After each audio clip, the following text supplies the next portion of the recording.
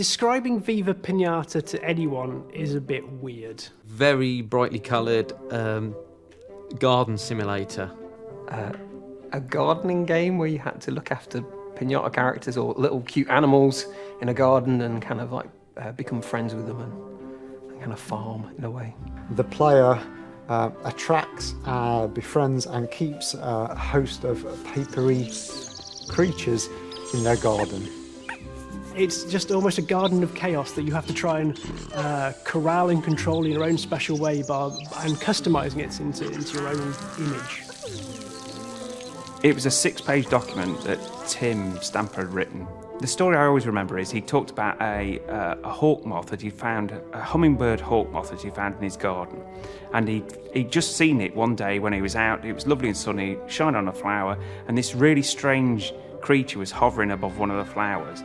And he identified it, and then he looked about what sort of things he would need to make more of those appear in his garden. And that was the idea for the whole game. It's just kind of nature's food chain and life cycle, so it's kind of like, can we turn that into a fun game? We thought we'd be able to work on a kind of a mobile device of some sort, with this idea starting with, nothing and this one seed, and then, ending up with a whole sort of menagerie of animals and stuff. Microsoft had a device called a Pocket PC, which was like this little kind of handheld, shrunk down PC device, which we thought would be an ideal platform. It was portable, it had sufficient power, and we could do all these ideas of how the piñatas moved around. But the Pocket PC was never to be, and we kind of moved it onto Xbox, which gave us the obviously the graphical fidelity and the grunt to make it look awesome. We certainly spent some time trying to work out what the piñata should look like. I was tasked with trying to come up with a style that would bring everything together. And so there's lots of ideas about them being toys or being kind of like soft kind of ragdoll things, or even just kind of like a generic cartoon looking thing. But what we wanted was something that made it all feel like a family. I really liked some of the graphics and the artwork around luchadors.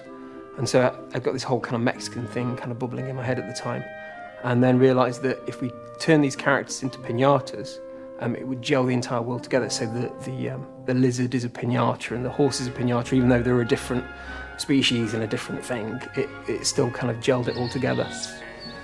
It was quite clear almost immediately that it was going to have a better home on a bigger console that allowed us to do more of the animal behaviour things that we wanted.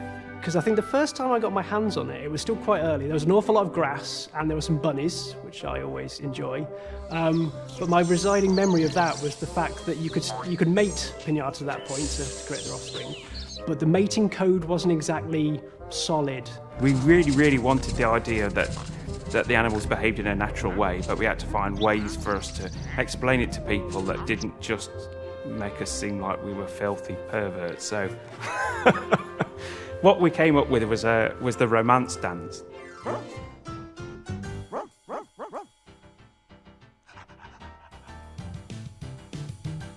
People just loved those dance routines, and it was perfectly charming, and nobody, we didn't really have any problems with people having animals reproducing all over their screen. The artist Neil Price said, look, I've got a great idea. Every romance dance, we can have a different style of music. And I was like, yeah, that's great. And I suddenly thought, just a minute, that's 60 animals? That's going to be not. So we had like 20 seconds of like dance music or ballroom dancing or metal or punk.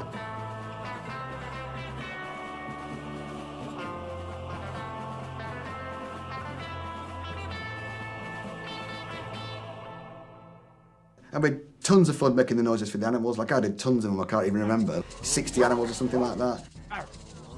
Initially we started looking at real animal noises, but it just felt wrong. We suggested that the people on the team just took animals and then made noises for them. We had all the animations in ready to go, so we could just come up to the music department, sit and watch the animations and try and make any type of noise that we thought would fit.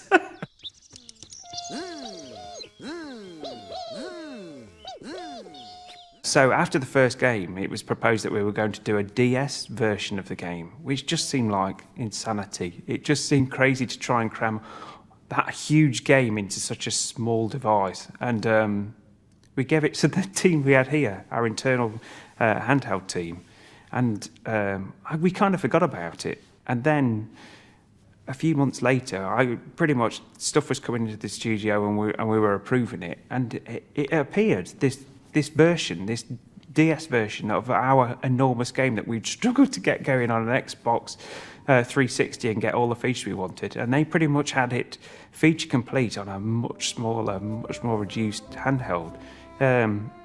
So they did just an incredible job. So a bunch of the work we'd done kind of rolled straight into the next game. It gave us a leg up so that we could start immediately working on the sequel.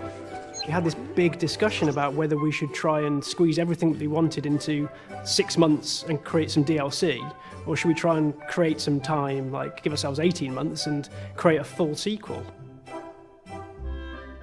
At the time we wanted different environments, the deserts, we wanted underwater stuff, we were talking about kind of having a whole, expanding the universe of Piñatas to be a lot wider, so it just seemed like a natural thing to do, and as I say, no one told us not to, so we rolled straight into it.